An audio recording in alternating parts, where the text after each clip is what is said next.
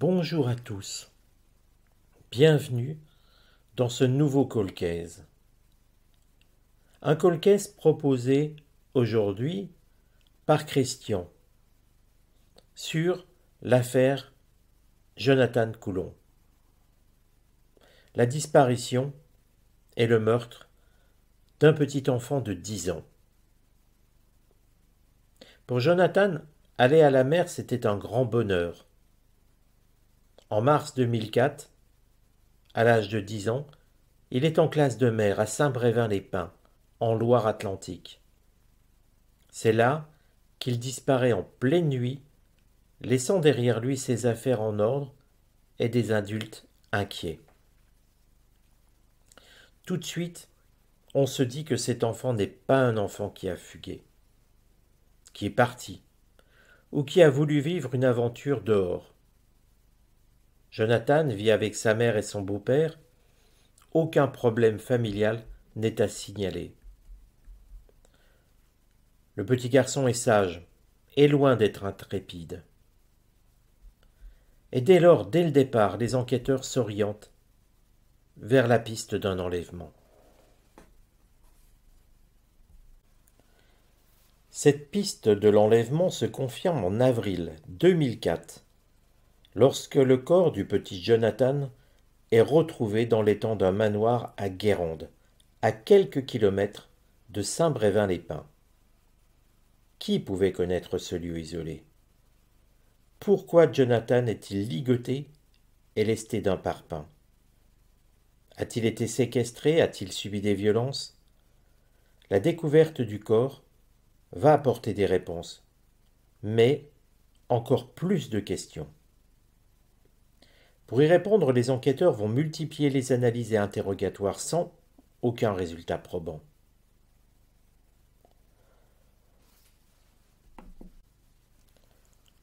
Les enquêteurs découvrent toutefois une description de cet homme qui avait enlevé Jonathan. Il apparaît comme grand, baraqué, habillé de noir, et qui rentrait dans les colonies et qui avait déjà agressé, enlevé et tué des petits garçons. Recherché pour une série d'enlèvements et de meurtres en Allemagne, le Schwarzmann s'appelle en réalité Martin Ney. Il est arrêté en 2011, condamné outre-Rhin à la perpétuité. Pour les avocats, il semble que Jonathan Coulon ait croisé la route de ce tueur en série. Alors ce que je vous propose, c'est de regarder ce qui s'est passé pour Jonathan. Si tout dirige vers ce Schwarzmann ou vers quelqu'un d'autre.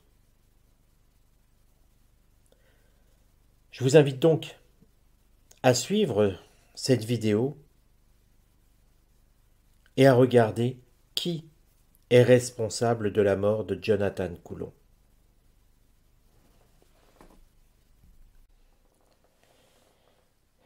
Alors cette affaire du petit Jonathan, est-ce ce prédateur allemand qui a agi ou un autre? Je vous propose de regarder déjà qu'est-ce qui a pu se passer dans la nuit du 6 au 7 avril 2004. Parce que tout débute à ce moment-là. Est-ce que Jonathan est sorti de l'endroit où il dormait, volontairement? Ou est-ce qu'on est venu l'enlever? Déjà, on va regarder ça. Et comment a évolué la journée, ou plutôt la nuit, du 6 au 7 avril pour Jonathan.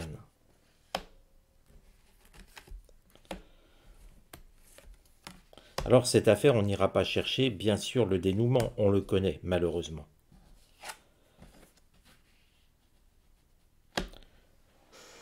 Là on sent Jonathan, alors c'est la carte de la famille ne représente pas forcément la famille au sens propre du terme, mais cette journée commence par quelque chose où il se sent bien. Il se sent en famille entouré d'un groupe qui lui convient,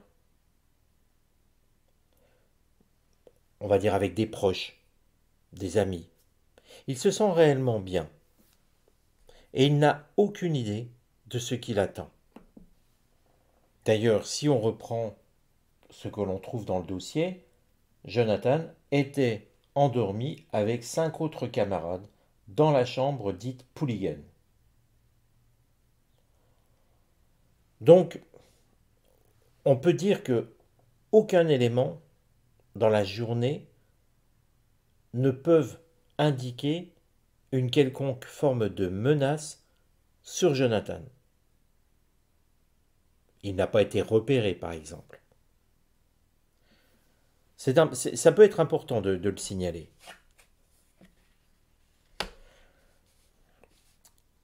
En opposition par rapport à sa journée, dans la nuit, enfin, je dis journée, mais dans la nuit du 6 au 7, ça dure trop longtemps.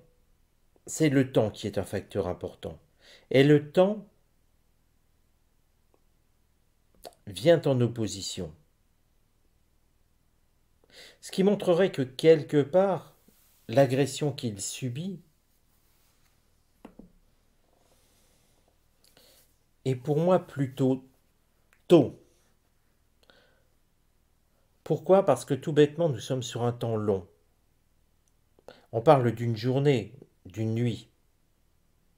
Il n'a pas été enlevé vers 7 heures du matin, déjà parce que c'est le moment où on a constaté sa disparition. Mais vous voyez, comme elle est en opposition, j'aurais tendance à raccourcir le temps et me dire que Jonathan a été enlevé autour de 1 heure du matin. Et je vous rappelle finalement que jusqu'à 2 heures du matin, il y avait une fête à côté.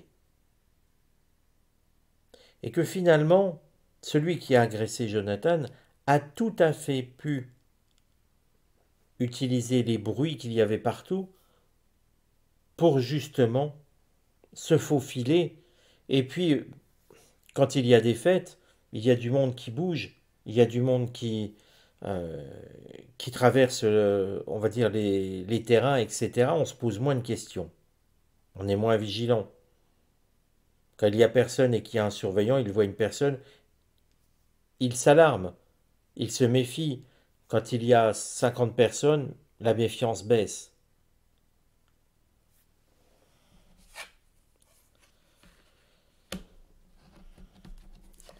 Je regarde tout.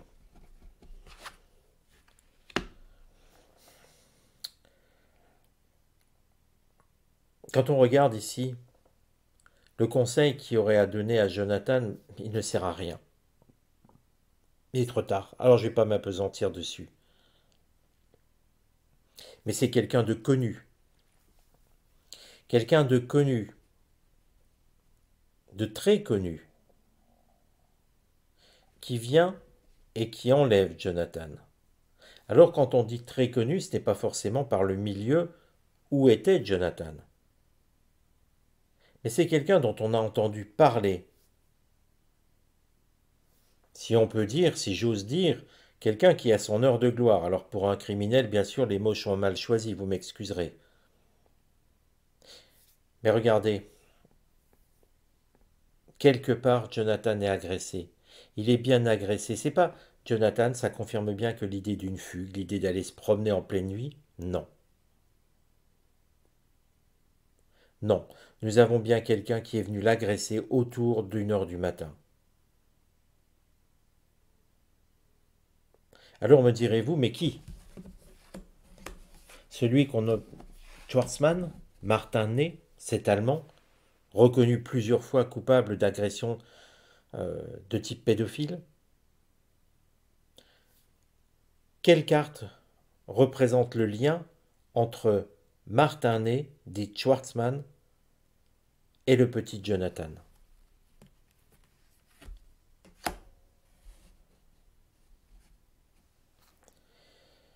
Le lien, c'est une carte solaire.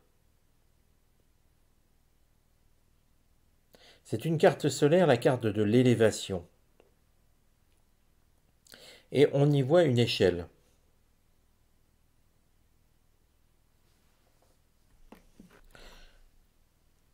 Cette carte semble très clairement indiquer, par sa nature, par le septénaire du soleil, qu'il est la solution sur ce cas. Il sait ce qu'il s'est passé, parce que c'est lui qui a agi.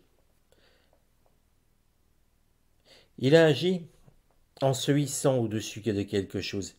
Il est monté par au-dessus de quelque chose pour atteindre Jonathan. Pourquoi cet homme, Martin Ney, a-t-il choisi ce camp? Une pulsion. Une pulsion qu'il traînait là depuis quelque temps. Il est rentré, il voulait tuer quelqu'un. C'est une vraie pulsion meurtrière. Bien sûr, il y a la perversion aussi qui en fait partie. Parce que agresser un enfant et le tuer fait partie de sa pulsion. Donc oui, la justice a tout à fait raison de soupçonner Martin Ney. La justice a tout à fait raison de vouloir le condamner pour ce crime. Il n'y avait pas d'autres prédateurs qui ont agressé Jonathan. C'est bien cet homme, Martin Ney, qui a commis cet horrible crime. Je sais bien qu'il nie. Il a beau nier, il est bien le coupable et ses confessions en prison sont bien réelles. C'est un cold case qui est relativement rapide parce qu'il y a peu à en dire. Il vient juste confirmer quelque chose que malheureusement la justice avait soupçonné. Mais bon, si ce sujet vous a intéressé, eh bien n'hésitez pas à le dire, n'hésitez pas à liker la vidéo. Ce que je vais demander toutefois en précision, c'est de voir au final Martin Ney, il a agressé combien d'enfants?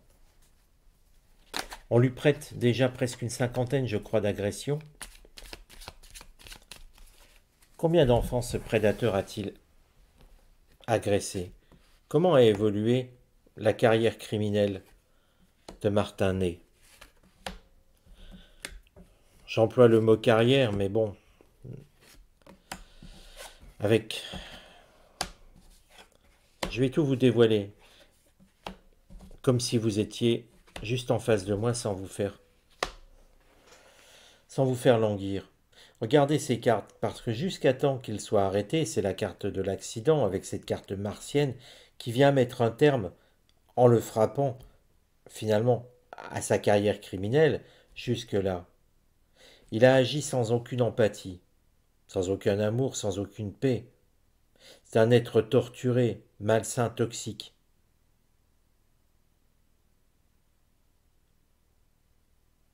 Et des crimes, nous sommes plus près de 80 que de 47 ou de 50. Beaucoup ne sont pas connus. Il ne le sait plus lui-même. Il ne sait plus lui-même tellement il en a commis. Il n'a pas retenu tous les visages.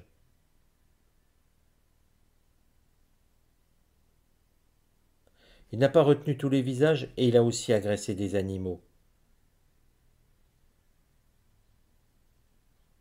Outre des enfants, il a tué des chiens, des chats, tout ce qui était animaux de compagnie. Et quand on regarde, certains corps ont été cachés près de parterres de fleurs. Il fait une fixation sur certaines fleurs qui se nomment des pensées. Là sont des corps qui n'ont pas été retrouvés, des disparitions où les parents n'ont pas les réponses. Si les enquêteurs cherchent à certains endroits, ils trouveront. Mais me direz-vous, chercher où il y a des parterres de pensée, c'est infaisable, et oui, malheureusement. Il faut se souvenir, là où ont disparu les enfants, là où les parents n'ont pas de réponse, et là où au moment où l'enfant a disparu, il y avait des parterres de pensée.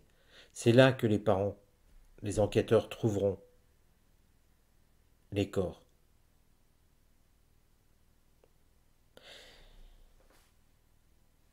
Je vous donne rendez-vous à très bientôt pour une nouvelle vidéo, un nouveau Cold Case, et n'oubliez pas de liker et de vous abonner. À bientôt les amis.